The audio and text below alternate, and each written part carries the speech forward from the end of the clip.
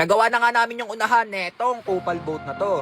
Nagsimula muna kami sa paggawa ng kahoy na pangunahan. Pagkatapos ay sinukatan na namin tong timba. At dahil luma na ito, hindi na kami masyadong nahirapan sa pagputol nito. Pagkatapos namin gumawa ng style, binutasan naman namin tong kahoy na to. Kasi ito yung pagsasalpakan natin ng tornilyo. Pagkatapos namin isukat ito, ikinabit na namin. Tapos nilagyan na namin ng lock. Pagkatapos ay pinalambot naman namin ito. Kailangan kasi may i-bend natin to ng maayos. Pagkatapos naming i-bend, ay nagsimula na kami sa pagpapako. Bali may bago nga pala kaming nalaman technique. Kailangan pala pagkatapos natin paapuyan tong timba, pupunasan natin ng basahan na may tubig. Yun pala yung kailangan para hindi makain ng plastic yung pako. Pagkatapos naming i-bend ay ganito na yung naging itsura nito. Ito yung pinaka magiging nasa loob nito, pre. Pagkatapos ay binend naman namin yung nasa labas. Sinadya ko tong pasobrahan kasi ito yung magbibigay ng tibay dito. Bali ang gagawin namin, pre, ipopold namin tong mga sobra na to. Pagkatapos papakuan na natin. Pagkatapos apoy ulit. Tapos pagkatapos natin paapuyan, basahan na may tubig naman. Inulit-ulit lang namin yung paggawa nito, pre. Pagkatapos ay eto na yung kanalabasan. Ito yung sa unahan ko. Ito.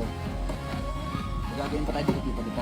Ipapakita ko muna sa inyo, pre, yung pinakang style nito bago tayo makapagbakbakan dito sa mga timba na to. Naglagay na nga din pala kami ng brace kasi mamaya pag nilupin natin to baka magkalasan to. Naglagay na din kami ng brace dito sa unahan kasi eto yung pinaka mapipressure sa lahat. Pagkatapos namin maglagay ng bracing ay kinabit na namin ito. Bali kailangan, pre, mahigpit yung pagkakatornilyo nito kasi ang gagawin namin, pre, yung timba na nakikita nyo dyan sa unahan, ibibend natin yan papunta dito sa dalawang kahoy na to. Hindi ko alam, pre, kung kakayanan namin to, pero sana malampasan namin kasi eto yung pinaka mahirap sa lahat talaga. Inabot kami ng halos 2 oras sa pagbend nito. No joke, pre, totoo, nagsimula kami magbend neto mag-aalas 7, tapos natapos kami mag-aalas 9. Kanina, pre, sa totoo lang, gusto ko nang sumuko talaga. Kasi kanina, pre, bali nakadalawang ulit kami sa paggawa nito. Nung una kasi pagkatapos naming i-bend to, pagkatingin namin, ang pangit talaga, kilo-kilo, tapos napakapangit nung pagkakabend. Ayan, ganito yung unang nangyari. Kung makikita nyo, pre, kumilo talaga yung kahoy, tapos napakapangit nung pagkabend. Tingnan nyo yung mukha ni Ditama. Talagang tinatamad na yan kanina, pre. Tapos buti na lang, pre, dumating yung lolo namin. Nagpatulong kami kung paano yung gagawin namin kasi di talaga namin kayang tanggalin yung pako kasi napakatigas. Kaya ginawa namin doon sa mga pako, pinutol namin gamit yung lagaring bakal. Tapos pinakuha namin ng panibago. Pagkatapos binenduli namin. At matapos lang yung ilang minuto na paggawa namin ay eto na yung kinalabasan. Tingnan nyo din ang mabuti, pre, kung medyo nakakailupa. Kasi ang tingin namin dito, pre, pantay na talaga to. Pero malay natin pag kayo yung tumingin, kilo pala kasi minsan ganun talaga. Okay, all goods na.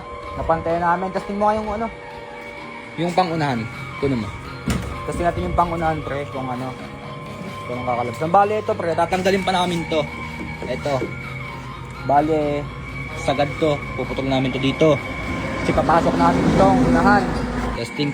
So, bali, ganito yung magiging tindig nito, pre. Kasi ito naman yung itsura sa loob. Sa loob.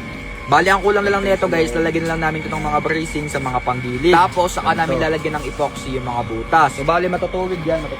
Pag ganun yan. Yan.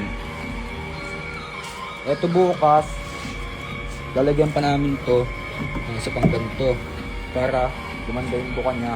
Tinesting na din namin to kapag may nakasakay. At siguro estimate ko mukhang kain na kami nitong 3.